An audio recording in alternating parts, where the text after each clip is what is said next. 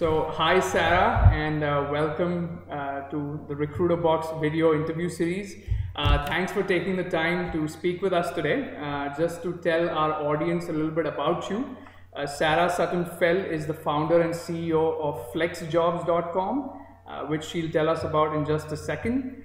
And this is her second company. She has had a earlier successful job board called JobDirect.com, which was a great service for entry-level jobs. So without much ado, why don't I turn it over to Sara and you can tell us a little about Flexjobs and what made you start it. Sure. Flexjobs is a service that helps specialize in the flexible market. So anything other than a traditional on-site full-time job during traditional hours, such as 9 to 6 or what have you. For job seekers, we help them find telecommuting, part-time, freelance, flexible schedule jobs. And for employers, we help them find those candidates that often are untapped on other job boards. And you've also successfully applied this model to your own company, right? At Flexjobs, the Flexjobs team? We walk the walk and talk the talk. We absolutely do. We're a virtual company. We have people in 23 different locations working from home offices, including in Europe, all different time zones. It can be a challenge to come up with staff meeting times and things of that nature, but overall it's been a fantastic fit, and the loyalty and actually the corporate culture we've been able to create is really fantastic. We have such low turnover, such high enthusiasm, and really a great environment for our team. So it's taken some learning curve on my part because it's different than starting an on-site company, but it's been fantastic and it really can work very well. Sure. I mean, I guess everybody's happy because they're home. They are. I mean, I think that a lot of our team is working parents, but we have one who's a military spouse. We have others who, for different health reasons or lifestyle choices, it makes sense for them. Sure. And being able to allow them to not have to choose between their work or their home allows them to better mesh both of them. So it's really, you get a lot more loyalty and actually a high level of productivity. Sure. A lot of our audience actually, they're probably hiring for their own teams.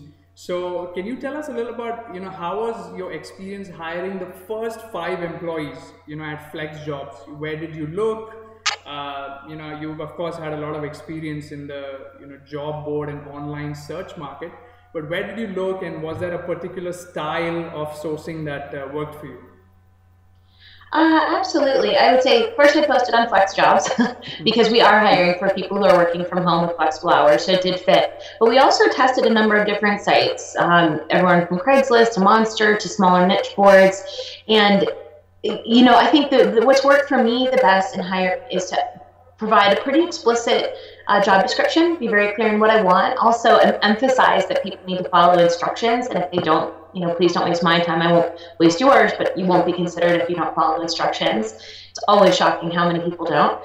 And I also go through a process. I have, I do the first round of screening, and then I go through and do kind of a test of the candidates who made it through the first round before I do interviews. So I do a job-related test for them. It usually is under 15 minutes, but it gives me a good sense of whether they understand what we're looking for, and if they have some of the traits that are really integral, that are harder to train for.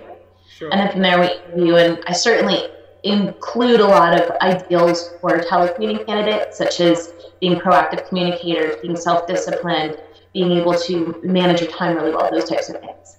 Sure, sure. And other than the challenge of folks not following your instructions, or even with having a clear process, what are some of the challenges that you have faced? And these could be specific to you doing remote hiring, or even for the office. Like, what are the couple of challenges that someone faces when they are flooded with resumes?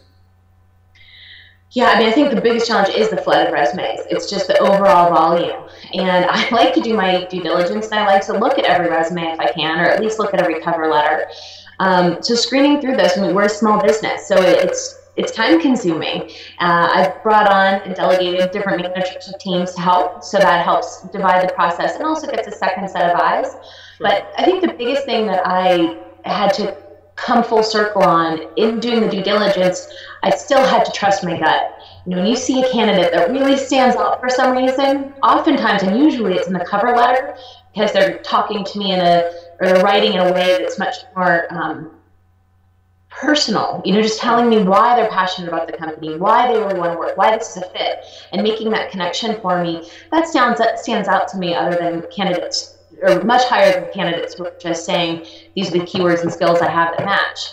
Because nowadays, quite simply, there are many candidates that have the skills. What's going to differentiate them? It's going to be the passion for the company, and that it's not just a job, just not a paycheck that they're looking for. They're looking for more. Once you qualify some of these folks, is it a gut feeling that works for you? That I'm going to go with my gut, take a chance on this one. So is it experimentation, or you like to stick to a predictable process on your end, and that will ensure that you get it right every time? Like, which one do you which one is your preferred style? I'm going to cop out, but the truth is it's a combination. I have a process in place that I've honed over years of doing this. It works very well for me and my team, and it's proven to hire the best people. But in there, I've been proven wrong. And we usually do 2 interviews. So in the first interview, I'll rate somebody, and then the second one, the numbers might jump. I mean, it might be a surprise in there somewhere. You have to kind of always leave that, because there are no guarantees. Sure. And people are nervous, and they're, it's an art and a science, I think, in a lot of this. Yeah. And that's kind of where Flexjobs, I think, we really believe that. I mean, I think job searching and hiring, there's a lot of benefits that technology is brought into it to structuring that process, but there's a human element that needs to be in there to allow for that other connection to happen. Sure. And I think that that's what our service does, but that's also what I believe for my own hiring. So what kind of companies, first of all, prefer remote workers or hiring remote workers, or is it across the board? Large companies, small companies, are they all leaning towards being open to remote workers now? Well, first I want to say we're not just telecommuting jobs. About half of our jobs have telecommuting components. The other half are part-time or freelance components. So any type of flexibility, sure. Just to clarify that. But on the other side, yes, we're seeing a very broad audience of employers who are looking to hire remote workers, everywhere from AT&T, certainly Cisco, big companies, all the way down to the startups. Okay. A good San Francisco one is Hotel Tonight, that's been using us to hire travel researchers and client services.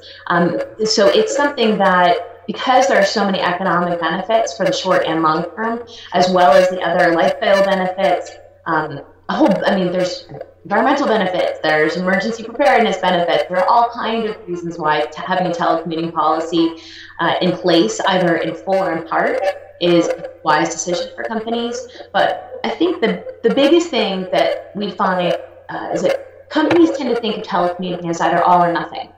Yeah. And really, it's not that way at all. The big reality is that about 70 to 80% of the jobs have some kind of geographic location requirement, either for tax purposes or for, they want the employee to come in for training occasionally, or for meetings, or for a travel region, or they come in the office one day a week and they tell other days, or whatever the combination is. So there are a lot of shades of gray with telecommuting. A lot of employers tend to think of it as all or nothing, whereas you can embrace it without doing it 100%. Makes sense.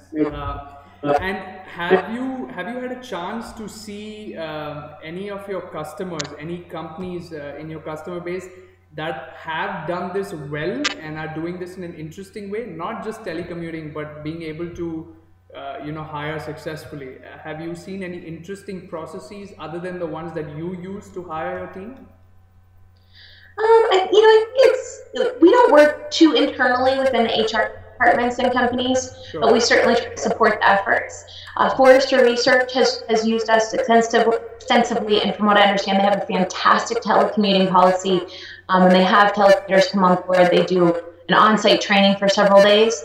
They bring them to the home office. They also include them in travel opportunities nationally and internationally within the team to, again, make them feel part of the team. And I've heard that they have a really fantastic way of building community and that virtual culture, even within the combination of a traditional on-site culture, because they have both. But the biggest part is treating virtual workers and having the opportunity for them to really connect with their team members who are in the office or their other virtual workers. Sure. No, I can completely see how even for our company being in 2 different locations, learning how to be more comfortable with not just remote workers, as you said, but just flexible workers could actually lead to a lot more getting done. So Yeah. definitely, it's wish you a lot of luck with Flexjobs, and thanks for taking the time to chat with us. And hope we'll talk to you soon. Thanks. My pleasure, Raj. I hope you have a great day, and thanks for taking the time to talk with me. You too. Thanks.